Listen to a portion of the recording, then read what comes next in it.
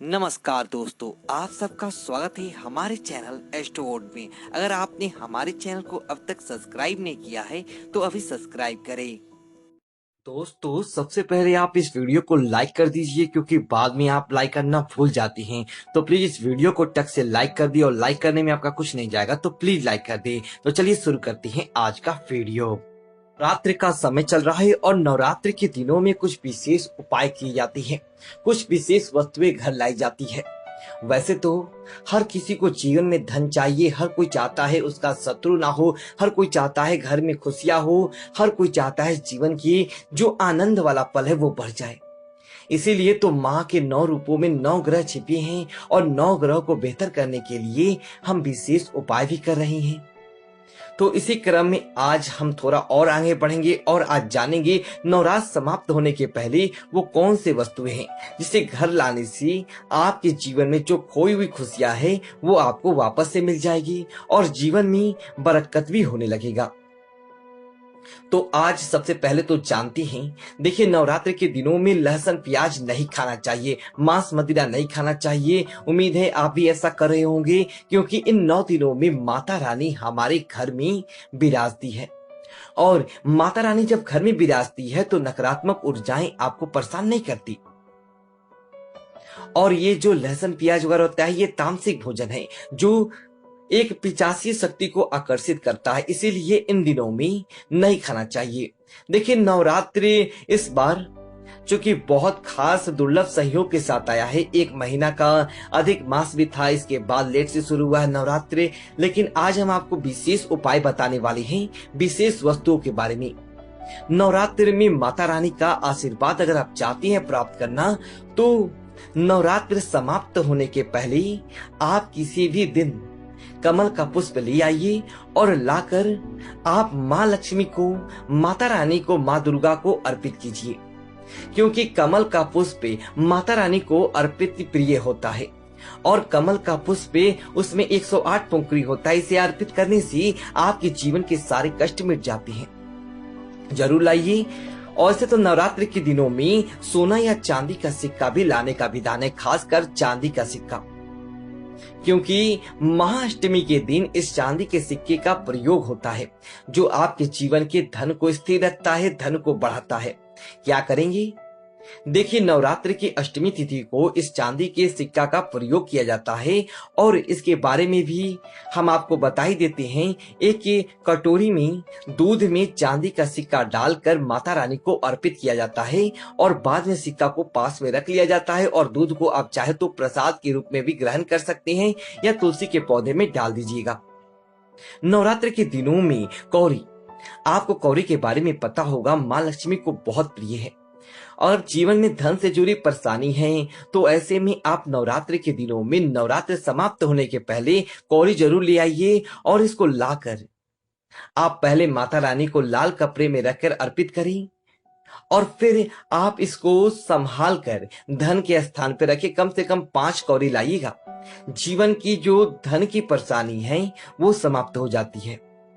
तो माता रानी को मनाना बहुत आसान है। अगर आप नवरात्रि के शुभ दिनों में चाहते हैं कि माँ की कृपा आप पर बरसती रहे, इसके लिए आप कमल पुष्प पर बैठी हुई माँ लक्ष्मी की तस्वीर घर में लेके आइए। याद रखिए, बैठी हुई माँ लक्ष्मी, खड़ी नहीं। खड़ी का मतलब होता है वो फटाफट से आएंगी और निकल जाएंगी। बैठी हुई यानी स्थिर लक्ष्मी। और इसको आप अपने घर में पहले से है, आपके तस्वीर है तो अच्छी बात है, नहीं है तो ले ही आइए। और माँ दुर्गा, माँ लक्ष्मी जी दोनों की ही कृपा आप पर बरसती रहेगी। नवरात्र के दिनों में माता रानी को आप गुड़हल का पुष्प जरूर अर्पित करें। गुड़हल का पुष्प लाल रंग का हो तो ये और सर्वोत्तम होता है, और ऐसा करने से शत्रु बाधाएं समाप्त हो जाती है। आपके विरोधी चाहकर भी आपका बाल विवाह नहीं कर सकती।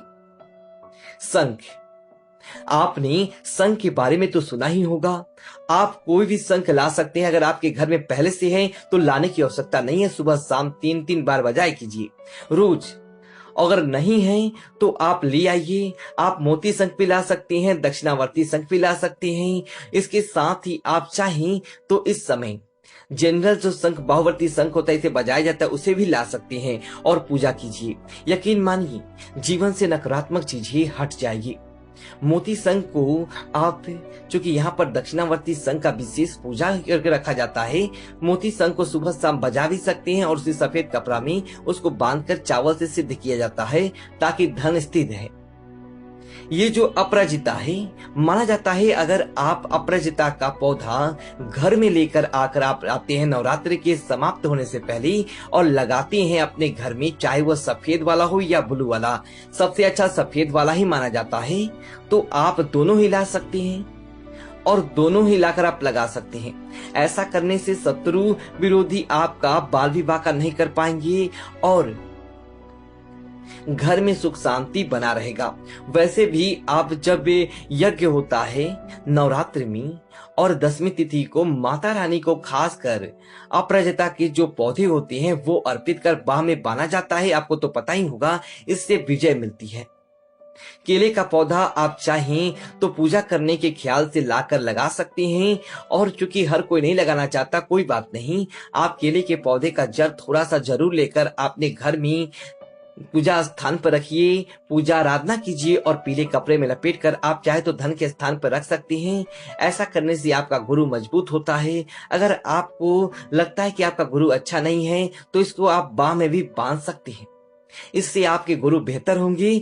और केले का जड़ लाइएगा जब, तो एक दिन पहले निमंत्रण दीजिएगा। निमंत्रण देने का विधान है 1 लोटा पानी, 1 सुपारी और 1 सिक्का के सहारे निमंत्रण दिया जाता है और बोला जाता है हम आपको कल लेने आएंगे, हमारे साथ चलिएगा, हमें जीवन में धन चाहिए, संतान चाहिए, जो भी मनोकामनाएं हैं बोलिए और अगले दिन थोड़ा सा जल लाइए। ये शिव जी को बहुत प्रिय है धतूरा। इस धतूरे का जो पुष्प होता है ना, ये अद्भुत है ही, और साथ ही इसका जड़ अगर थोड़ा सा लाकर आप अपने घर में रखती हैं तो शत्रु विरोधी आपके शांत रहते हैं और माता रानी की कृपा भी बरसती है। हर श्रृंगार का पुष्प अगर लाकर आप माता रानी का अभिषेक करती हैं तो जीवन में हर कष्ट मिट जाएंगी। अगर आप हर श्रृंगार का पौधा लाकर अपने घर के मुख्य दरवाजे पर लगाती हैं या कहीं भी लगाते हैं तो आपके जीवन में जो खुशियां आती है, क्योंकि हर श्रृंगार का पौधा घर में होने से आनंद बढ़ता है। वैसे ही आपकी मर्जी पर है, कोई भी काम आप कर सकते हैं। अगर आप फ्लैट में रहते हैं, आपके पास जगह नहीं है, तो थोड़ा थोड़ा जल लेकर आ सकते हैं, उससे भी काम चल जाएगा। तो माता रानी की कृपा पाने के लिए नारियल तो आप जरूर ही लाइएगा।